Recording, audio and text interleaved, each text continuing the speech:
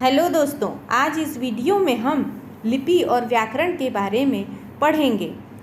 तो चलिए जानते हैं लिपि किसे कहते हैं। लिपि किसी भी भाषा में लिखने की जो विधि होती है उसे ही लिपि कहा जाता है।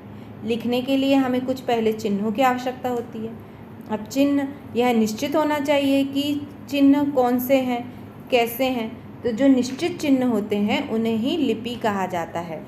वह पहले से ही निश्चित किए होते हैं और उस निश्चित चिन्हों को ही हम लिपि कहते हैं। अर्थात हम यह कह सकते हैं कि भाषा विशेष में मौखिक ध्वनियों को लिखित रूप में प्रस्तुत करने के ढंग को लिपि कहा जाता है। यानी कि लिखित रूप में जो मौखिक ध्वनियाँ हैं उसके लिए एक लिखित रूप बना दिया जाता है और उस लिखित रूप को ही लिपि कहा जाता है। हम कुछ भाषाओं की लिपि के उदाहरण देख लेते हैं, जैसे कि हिंदी भाषा है, संस्कृत भाषा है और मराठी। ये तीनों भाषाओं के जो लिपि है वह देवनागरी है। हिंदी, संस्कृत और मराठी की देवनागरी है।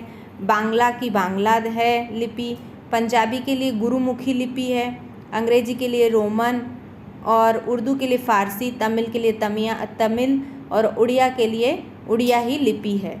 इस प्रकार से ये उदाहरण दिए हुए हैं। जो यहाँ जो उदाहरण में भाषा और लिपि बताई गई है, आप इन्हें याद कर लीजिए क्योंकि ये परीक्षा की दृष्टि से महत्वपूर्ण है। व्याकरण क्या है? व्याकरण का सामान्य सा अर्थ होता है विश्लेषण करना, यानी कि यह देखना यह शुद्ध है या नहीं है। अर्थात व्याकरण वह चीज़ है जो कि शुद्धता बताता है। लिंग, वचन, कारक, सर्वनाम, विशेषण आदि बिंदुओं का विश्लेषण व्याकरण का कार्य है। आइए जानते हैं कि व्याकरण के जो कार्य है वो क्या है।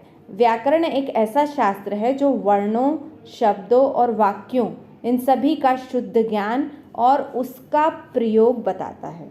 जी हाँ दोस्तों, भाषा को शुद्धतम रूप में प्रस्तुत करने का जो कार्य है वह व्याकरण करता है। अब व्याकरण के अंग कौन कौन से हैं? व्याकरण के अंग हैं वर्ण विचार, शब्द विचार, पद विचार एवं वाक्य विचार। अगले वीडियो में हम इसके बारे में जानेंगे। धन्यवाद। अगर आपको मेरा वीडियो पसंद आया है तो प्लीज़ लाइक करिए, शेयर करिए और मेरे इस चैनल को सब्सक्राइब करिए। धन्यवाद।